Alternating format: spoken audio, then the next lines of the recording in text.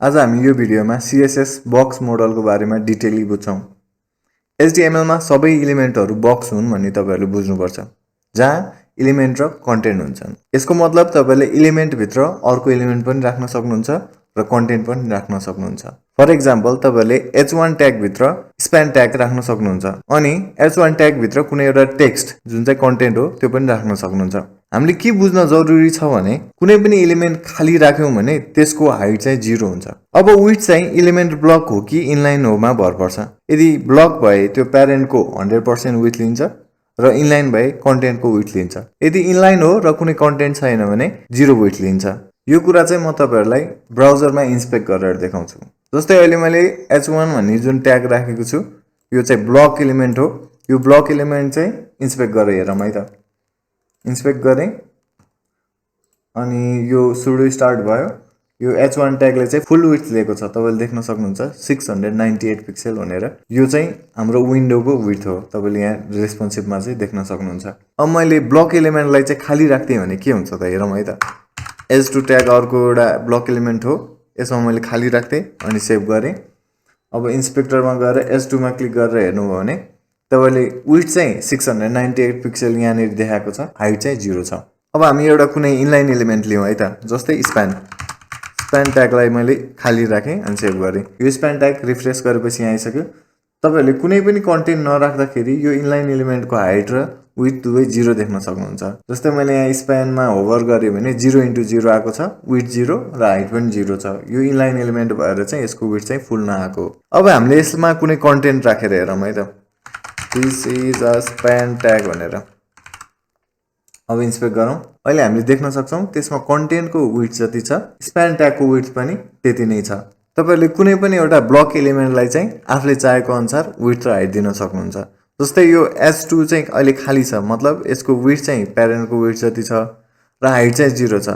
हामीले यसमा कुनै कन्टेन्ट नराखिकन यसलाई विड्थ र हाइट दिएर हेरौँ है त। जस्तै CSS मा गयौं भने h2 को लागि विड्थ 200 पिक्सल र हाइट 200 पिक्सल राखौं।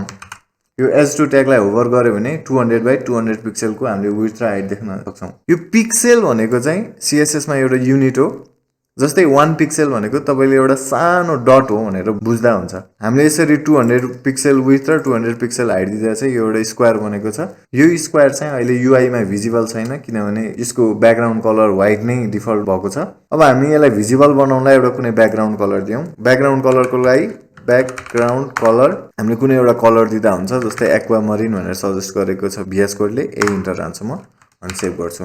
अब तपाईहरुले देख्न सक्नुहुन्छ यो चाहिँ अब भिजिबल भयो। बक्स मोडलमा हामीले हाइट र विड्थको कुरा गर्यौं। अब हामी बोर्डरको कुरा गरौँ। यो स्क्वायरमा चाहिँ हामीले वरिपरिबाट बोर्डर दिन सक्छौं। बोर्डरको लागि हामीले बोर्डर भन्ने प्रोपर्टी लेख्नुपर्छ र कति पिक्सल हो विड्थ, जस्तै 1 पिक्सल राख्छु म। अनि सलिड हो कि ड्याश्ड हो कि त्यो तपाईले भेरिएसन छान्न सक्नुहुन्छ। अनि बोर्डर कलर चाहिँ कस्तो राख्न खोज्नुहुन्छ, जस्तै ग्रीन। मैले सेभ गरे। अब तपाईहरुले देख्न सक्नुहुन्छ वरिपरि बोर्डर आयो। अब तपाईहरुले बोर्डरको साइज बढाइदिनु भयो भने जस्तै 4 पिक्सल बनाइदिनु भयो भने त्यो अझै मोटो भएर आउँछ। अब हामी यही कुराहरु चाहिँ एउटा div ट्यागमा इम्प्लिमेन्ट गर्छौं। यो div ट्याग भित्र म कुनै एउटा कन्टेन्ट राख्छु जस्तै हेलो देयर भनेर। अब हाम्रो यो चेन्जेस आइसकेको छ। अब म त्यो div मा CSS लेख्न थाल्छु। div ब्याकग्राउन्ड कलर ब्लू अनि सेभ गर्छु। तपाईले देख्न सक्नुहुन्छ ब्याकग्राउन्ड कलर ब्लू भयो। अब त्यसलाई एउटा बोर्डर दिन्छु। बोर्डर 1px सोलिड ग्रीन अनि सेभ गर्छु। यसलाई अलि देखिनलाई 8 पिक्सल। अब सेभ गर्छु। बाहिर बोर्डर चाहिँ ग्रीन आयो अनि भित्रपटिको ब्लू आयो ब्याकग्राउन्ड। अब हामी हेरौं CSS मा चाहिँ ग्याप कसरी दिन सकिन्छ भनेर। ग्याप दिनको लागि दुईटा प्रोपर्टी छ हामीसँग। एउटा प्याडिङ हो र अर्को मार्जिन हो। अब यहाँ जानुस्, प्याडिङ लेखेर 20 पिक्सल गर्नुस्। अब मैले यसलाई सेभ गरेपछि तपाईले देख्न सक्नुहुन्छ यो हेलो देयर र बोर्डरको बीचको चाहिँ ग्याप बढेको छ। तपाईले वरिपरि चाहिँ त्यो ग्याप देख्न सक्नुहुन्छ। यो भनेको हामीले कन्टेन्टलाई भित्रपटि कति धकेल्ने भन्ने कुरा हो। जस्तै यसलाई मैले 80 पिक्सल दिए भने नि तपाईले देख्न सक्नुहुन्छ यो 80 पिक्सल चाहिँ कन्टेन्ट धकेलिएको छ। हामीलाई डिजाइन गर्दाखेरि अर्को पनि केस आउँछ, यो पुरै बक्सलाई नै धकेल्नु पर्ने हुन्छ। त्यसको लागि हामी मार्जिन युज गर्छौं। मार्जिन 30 पिक्सल अनि सेभ गर्छु। तपाईले देख्न सक्नुहुन्छ अब यो बक्स आफै चाहिँ वरिपरिबाट धकेलिएको छ। अब यो चारवटा कुरा हाइट विड्थ, बोर्डर, प्याडिङ र मार्जिन चाहिँ म तपाईहरुलाई इन्स्पेक्ट गरेर देखाउँछु, जुनको कम्बिनेसनलाई चाहिँ बक्स मोडल भनिन्छ। तपाईहरुले यो क्रोममा चाहिँ इन्स्पेक्ट गरेर हेर्नु हो भने यो बक्स मोडललाई चाहिँ पुरै यसरी यहाँ तलपट्टि स्टाइल्स ट्याबमा चाहिँ देखाउँछ। भित्रपट्टिको चाहिँ कन्टेन्टको विड्थ भयो, त्यो भन्दा बाहिर चाहिँ प्याडिङको कुरा भयो, अनि बोर्डरको कुरा भयो, अनि सबभन्दा बाहिर मार्जिनको कुरा भयो।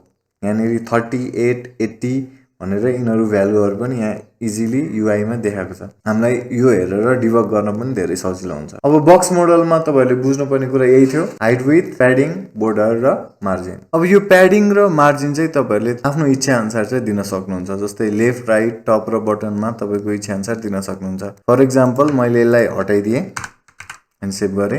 अहिले कतै पनि प्याडिङ र मार्जिन छैन। तपाईलाई चाहिँ टपमा मात्र प्याडिङ दिनुपर्ने छ भने तपाईले प्याडिङ टप भनेर 30 पिक्सल भनेर दिन सक्नुहुन्छ। अहिले तपाईले देख्न सक्नुभयो यो चाहिँ टपमा मात्र प्याडिङ लाग्यो।